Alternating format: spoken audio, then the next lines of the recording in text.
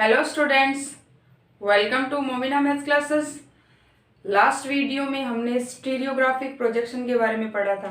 ठीक है स्टूडेंट्स, अब है स्टीरियोग्राफिक प्रोजेक्शन की कुछ मोस्ट इम्पॉर्टेंट थ्योरम्स। ठीक है स्टूडेंट्स, और जो थ्योरम्स क्या है आपके क्वेश्चंस में भी काम आएगी, और जो कॉम्प्लेक्स एनालिसिस की पूरी बुक है उसमें भी आपकी ये थ्योरम क्या है स्टूडेंट्स काम आएगी। ठीक है, तो आज हमारा टॉपिक है थ्योरम्स ऑन स्टीरियोग्राफिक प्रोजेक्शन। तो फर्स्ट थ्योरम है स्टूडेंट्स, थ्योरम 1.1 है स्टीरियोग्राफिक प्रोजेक्शन की। सबसे पहले स्टूडेंट्स थ्योरम का स्टेटमेंट क्या है कि stereographic projection projects circle into circle और स्ट्रेट लाइंस। मतलब स्टीरियोग्राफिक प्रोजेक्शन या त्रिविम प्रक्षेप जो है वो वृत्तों को वृत्त में या सरल रेखाओं में प्रक्षेपित करता है। ये थ्योरम का स्टेटमेंट है। ठीक है स्टूडेंट्स, हमें क्या करना है, इसको प्रूव करना है। क्या है स्टूडेंट थ्योरम का statement? Stereographic projection, stereographic projection projects circles into circles into circles और straight line।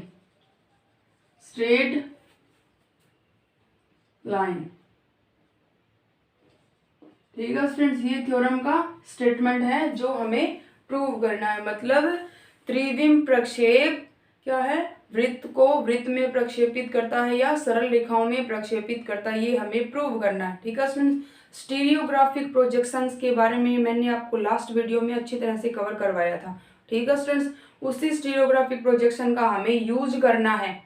ठीक है स्टूडेंट्स, यूज करेंगे तो लास्ट में हमारे पास इक्वेशन किसकी आनी चाहिए, या तो सर्कल की इक्वेशन आनी चाहिए या किसका समीकरण आना चाहिए, सरल रेखा का समीकरण आना चाहिए। ठीक है स्टूडेंट्स, ये प्रूव करना है। ठीक है, और XYZ 3D में जो गोला विद्यमान होता है वो किसको रिप्रेजेंट करता है, वो वृत्त को भी रिप्रेजेंट करता है 3D में, क्योंकि गोला एक वृत्त ही होता है, वृत्त गोला नहीं हो सकता। गोला एक क्या होता है, वृत्त होता है, जो 3D में किसको रिप्रेजेंट करता है स्टूडेंट्स, वृत्त को रिप्रेजेंट करता है। ठीक है, और 3D में जो गोला विद्यमान होगा उस गोले को बोलते हैं रीमान गोला। ठीक है स्टूडेंट्स, तो हमने क्या मान लिया, उसी स्टीरियोग्राफिक प्रोजेक्शन का यूज करना है। उसमें हमने पाई समतल लिया था, जो क्या था, जो गोले के बिंदु या सेंटर O से गुजरता था और उसका जो व्यास था NS उसके लंबवत था। ठीक है स्टूडेंट्स, तो प्रूफ करने के लिए सबसे पहले क्या मान लिया, लेट इक्वेशन ऑफ सर्कल, मतलब स्टीरियोग्राफिक प्रोजेक्शन में हम क्या लेते हैं, स्फीयर लेते हैं, जो 3D में किसको रिप्रेजेंट करता है, वृत्त को रिप्रेजेंट करता है। तो लेट इक्वेशन ऑफ सर्कल या स्फीयर। ठीक है स्टूडेंट्स, क्या हो जाएगा 3D में सर्कल का समीकरण, x² plus y² plus z² equal to 1, equation number first. ठीक है स्टूडेंट्स, उधर हमने क्या लिया था, स्टीरियोग्राफिक प्रोजेक्शन में पाई समतल लिया था, जो क्या है गोले के सेंटर से गुजरता था और उसके जो उसका क्या था, व्यास था, उसके लंबवत समतल था। इधर क्या लेना है, गोले का स्टैंडर्ड समीकरण लेना है, जो क्या है ना तो उस पाई समतल के अकॉर्डिंग के अंदर से कहीं से भी उसको गुजार सकते हैं। ठीक है स्टूडेंट्स, तो क्या मान लिया, and standard equation of plane, जड़ प्लेन मान लीजिए, जड़ प्लेन मतलब समिश्र समतल, जड़ प्लेन समिश्र समतल का समीकरण क्या आ जाएगा students, ax plus by plus cz plus d equal to 0, जो क्या है स्टूडेंट्स, गोले से गुजरने वाले समतल का मानक समीकरण है। ठीक है स्टूडेंट्स, तो ये क्या मान लिया, 3D में कोई गोला, ये x हो गया, ये जड़ कांस्टेंट जड़ कोऑर्डिनेट और ये वाला y कोऑर्डिनेट। ठीक है स्टूडेंट्स, 3D में कोई क्या लेना है, गोला लेना है, तो ये कोई गोला मान लिया। ठीक है, समतल कहीं से गुजार सकते हैं, क्योंकि हमें क्या लेना है स्टूडेंट, स्टीरियोग्राफिक प्रोजेक्शन लेना है। तो स्टीरियोग्राफिक प्रोजेक्शन के लिए हमने ये वाला समतल मान लिया, स्टैंडर्ड समतल का समीकरण लेना है। ठीक है स्टूडेंट्स। तो ये क्या आ गया, समतल आ गया, जड़ प्लेन, जड़ प्लेन, ठीक है। और ये गोला मान लिया एस डैश या सर्कल, ठीक है। ये हो गया इसका सेंटर ओ, और ये एन एस हो गया इसका व्यास एन और एस, ठीक है। स्टीरियोग्राफिक प्रोजेक्शन में क्या होता है कि समतल जो दे रखा है, जड़ प्लेन जो दे रखा है, उसके प्रत्येक बिंदु के रिस्पेक्ट जो गोला दे रखा है उसमें क्या होगा स्टूडेंट्स, उसके संगत एक बिंदु विद्यमान होगा, या जो गोला दे रखा उसके रिस्पेक्ट उसके संगत जड़ प्लेन में एक बिंदु एग्जिस्ट होगा, क्योंकि संगतता बनेगी, वही त्रिविम प्रक्षेप है। तो यहाँ पर क्या मान लिया, जड़ प्लेन में कोई बिंदु मान लिया ए, जड़ प्लेन में एक बिंदु है तो इसका मतलब एक्स वाई में होगा, और जड़ निर्देशांक 0, ठीक है स्टूडेंट्स। ये क्या है, इस बिंदु की एन तक पहुंचने के लिए क्या करेगा, ये पहले क्या है, किसको काटेगा, ये गोले को काटेगा, या गोले के रिस्पेक्ट इस पे क्या होगा, एक बिंदु एग्जिस्ट होगा। तो यहाँ पर कोई बिंदु मान लिया ए डैश, जो गोले के ऊपरी अर्ध भाग पर है, ए डैश निर्देशांक हो गए क्योंकि गोले पर एक्स वाई और जड़, ठीक है स्टूडेंट्स। और इसके निर्देशांक क्या हो गए, 0 0 1, ओनली कौन सा कोऑर्डिनेट है, जड़ अक्ष पर स्थित है तो जड़ अक्ष के कोऑर्डिनेट आ जाएंगे, ठीक है स्टूडेंट्स। अब क्या लगाना है, वो त्रिविम प्रक्षेप वाली कंडीशन लगानी है, क्योंकि are points A dash N are in straight line, क्योंकि क्या है, ए डैश, ए के निर्देशांक है X Y 0, A dash capital X capital Y और कैपिटल जेड, एंड एन के निर्देशांक 0 0 1 are in straight line, straight संरेख है, स्ट्रेट लाइन, ठीक है स्टूडेंट। स्ट्रेट लाइन में तो इसका मतलब क्या है, कंडीशन लग जाएगी संरेख वाली, तो कंडीशन लगाएंगे तो क्या आ जाएगा, कंडीशन होती है x minus x1 upon x2 minus x1 equal to y minus y1 upon y2 minus y1 equal to z minus z1 upon z2 minus z1, ठीक है स्टूडेंट्स। ऊपर वाला पॉइंट हो जाएगा x1 y1 z1, और ये वाला x y z है ही, और ये वाला आ जाएगा x2 y2 और z2, ये वाला पॉइंट आ गया x1 y1 z1, ये x y z है ही, x y और z, small x small y और स्मॉल z वाला पॉइंट है, ठीक है स्टूडेंट। और ये है x2 y2 और z2, ठीक है स्टूडेंट। ये तीनों पॉइंट हो गए, वैल्यू पुट कर लेंगे समीकरण में, इक्वल टू होती है कांस्टेंट वैल्यू a, ठीक है स्टूडेंट। तो यहाँ से आ गया x का मान है हमारे पास कैपिटल X माइनस x1 का मान 0, और x2 का मान है स्मॉल x माइनस 0 है x1 का मान, इक्वल टू y का मान कैपिटल Y, y1 का मान 0, y2 का मान स्मॉल y और y1 का मान 0, z minus capital Z minus z1 का मान है 1, और z2 माइनस z1 है, z2 का मान है स्टूडेंट्स 0, z2 का मान क्या है 0, 0 माइनस 1 इक्वल टू आ गया कांस्टेंट वैल्यू a, ठीक है स्टूडेंट्स। तो यहाँ से क्या बन गई, इक्वेशन बन गई capital X upon small x, capital Y upon small y, capital Z upon small capital Z नहीं 1 माइनस Z लिख सकते हैं इसको स्टूडेंट्स, नीचे -1 है तो 1 आ गया इक्वल टू k, ठीक है स्टूडेंट्स। इसको सोल्व करेंगे तो हमारे पास मान आ जाएगा, पहले को k के बराबर रखेंगे, ये फर्स्ट हो गया, ये वाला सेकंड और ये वाला थर्ड। फर्स्ट को k के इक्वल रखेंगे, कैपिटल X इक्वल टू आ गया x के, कैपिटल Y इक्वल टू आ गया y के, और कैपिटल Z इक्वल टू आ गया स्टूडेंट्स हमारे पास, इधर ले आएंगे k को, Z इधर ले जाएंगे तो 1 माइनस k, ठीक है स्टूडेंट्स। ये होगी इक्वेशन नंबर हमारी आगे वाली 3, equation number 3। Putting the value of 3 in equation first, क्या आ जाएगा students, putting the value of equation 3 इन 1 में मान रखेंगे, 1 क्या है, कैपिटल X के कैपिटल Y के कैपिटल Z के इक्वल टू 1, तो कैपिटल X का मान है x, कैपिटल X का मान है x के, तो x के की होल स्क्वायर प्लस आगे वाला है y के की होल स्क्वायर प्लस आगे वाला Z का मान है 1 माइनस के, तो 1 माइनस के की होल स्क्वायर इक्वल टू 1, ठीक है स्टूडेंट्स। ये वाला क्या आ गया मान आ गया। इसको सोल्व करेंगे तो एक्स स्क्वेयर के स्क्वेयर प्लस वाई स्क्वेयर के स्क्वेयर प्लस खोलेंगे 1 प्लस के square minus 2k equal to 1। 1 से 1 कैंसिल हो गया स्टूडेंट्स। 2k को इधर ले जाएंगे, इधर के स्क्वेयर कॉमन ले लिया तो यहाँ से आ के square X square plus Y square plus 1 equal to आ गया 2k। के से के क्या होगा स्टूडेंट्स कैंसिल, तो हमारे पास यहाँ से k का मान आ गया 2 upon x square plus Y square plus 1। ये वाला किसका मान आ गया स्टूडेंट्स, k का मान आ गया समीकरण नंबर 5। ठीक है स्टूडेंट्स, समीकरण 5 का मान समीकरण 3 में पुट करेंगे तो फिर किसका मान आ जाएगा स्टूडेंट्स हमारे पास, समीकरण 5 का मान समीकरण 3 में रखेंगे तो कैपिटल एक्स कैपिटल वाई और कैपिटल जेड का मान आ जाएगा। जो मान किस में पुट करना है स्टूडेंट्स, प्लेन के स्टैंडर्ड समीकरण में पुट करना है।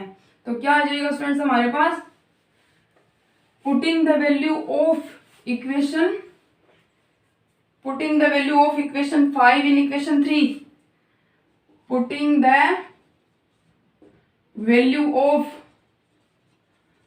of equation 5 in equation 3। समीकरण 3 में मान रखेंगे तो किसका मान आ जाएगा, कैपिटल एक्स का मान आ जाएगा। Capital x equal to x के का मान है student 2x square upon x 2x square plus Y square plus 1। तो यहाँ से आ गया 2x upon x square plus Y square plus 1। Capital y का मान आ जाएगा 2y upon x square plus Y square plus 1। ठीक है स्टूडेंट्स, और कैपिटल z का मान है 1 माइनस k। तो इसका मतलब है यहाँ से आ जाएगा 1 अपॉन k का मान है 2।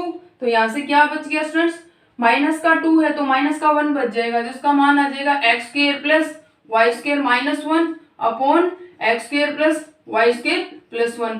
ये वाला क्या आ गया स्टूडेंट्स, ये वाला मान आ गया, इसका क्या मान आ गया x square plus Y square plus 1। ये वाला मान आ गया जेड का। इक्वेशन नंबर आ गई 6। अब putting the value of equation 6 in equation 2, आगे putting the value of equation 6 in equation 2। समीकरण 2 में मान रखना है। समीकरण 2 है ये वाला ax plus B Y plus C Z plus D बराबर 0। तो मान पुट कर लेंगे समीकरण 2 में। ठीक है स्टूडेंट्स, ये क्या है, ये है समतल का स्टैंडर्ड समीकरण में मान रखना है। मान रखेंगे तो क्या मान आ जाएगा हमारे पास, x का मान है 2x upon x square plus Y square plus 1 plus आगे वाला ax by का मान है 2y upon x square plus Y square plus 1 plus C Z का मान है students X square plus Y square minus 1 upon x square plus Y square plus 1 plus D equal to क्या है 0। ठीक है स्टूडेंट्स, ये वाला मान आ गया हमारे पास। अब क्या करना है, इसको सोल्व करना है। सोल्व करेंगे तो क्या करना है स्टूडेंट्स, वैल्यू पुट करनी है। नीचे वाला क्या ले लेंगे, एलसीएम ले लेंगे। ये वाला एलसीएम सेम है और इसका इधर मल्टीप्लिकेशन होकर 0 में चला जाएगा ये। तो क्या आ जाएगा, यहाँ से इक्वेशन बन जाएगी, सोल्व करेंगे तो 2ax plus 2by plus C X square plus Y square minus 1 plus D multiplication करेंगे X square plus Y square plus 1 equal to 0 में चला गया स्टूडेंट्स ये वाला मान। तो इसको सोल्व करके लिखेंगे तो क्या इक्वेशन बनेगी, ये देखो स्टूडेंट्स, अंदर मल्टीप्लिकेशन करेंगे c का तो ये आ जाएगा c into x square plus Y square, इधर करेंगे तो c d into x square plus Y square. तो c प्लस डी क्या आ जाएगा students, c plus D x square plus Y square क्या आ जाएगा, common x square plus Y square plus x की टर्म लिखेंगे 2ax plus 2by, constant term बच गई माइनस का c और प्लस का d। तो यह आ जाएगा प्लस का d minus C equal to 0। ठीक है स्टूडेंट्स, ये इक्वेशन आ गई हमारे पास सोल्व होने के बाद, जो क्या है समीकरण नंबर 7। इक्वेशन 7 में क्या है, इक्वेशन 7 में कंडीशन लगाते हैं students, if c plus d not equal to 0 then equation 7 is equation 7 represents a circle, क्योंकि सर्कल का स्टैंडर्ड समीकरण है ही, इसी रूप का होता है स्टैंडर्ड समीकरण x square plus Y square plus 2ax plus 2by plus C equal to 0 या डी सी इक्वल टू 0, ये वाला होता है स्टैंडर्ड समीकरण। तो इसी रूप का है, तो किसको रिप्रेजेंट कर रहा है स्टूडेंट्स, ये एक सर्कल को रिप्रेजेंट कर रहा है, ठीक है। अगर second condition if C plus D equal to 0, क्या स्टूडेंट्स अब की बार 0 क्या बराबर, then equation 7 represents a straight line, क्या है, किसको रिप्रेजेंट करेगी, स्ट्रेट लाइन को रिप्रेजेंट करेगी, ठीक है स्टूडेंट, स्ट्रेट लाइन को रिप्रेजेंट करेगी। तो इसका मतलब है ये वाला 0 हो गया, इक्वेशन बच गई 2ax plus 2by plus D minus C constant है, D minus C equal to 0, इसी रूप की है ये ax plus by plus C बराबर 0, जो एक किसको रिप्रेजेंट कर रही है, सरल रेखा को प्रदर्शित कर रही है, ठीक है स्टूडेंट्स। ये वाला मान आ गया हमारे पास 2।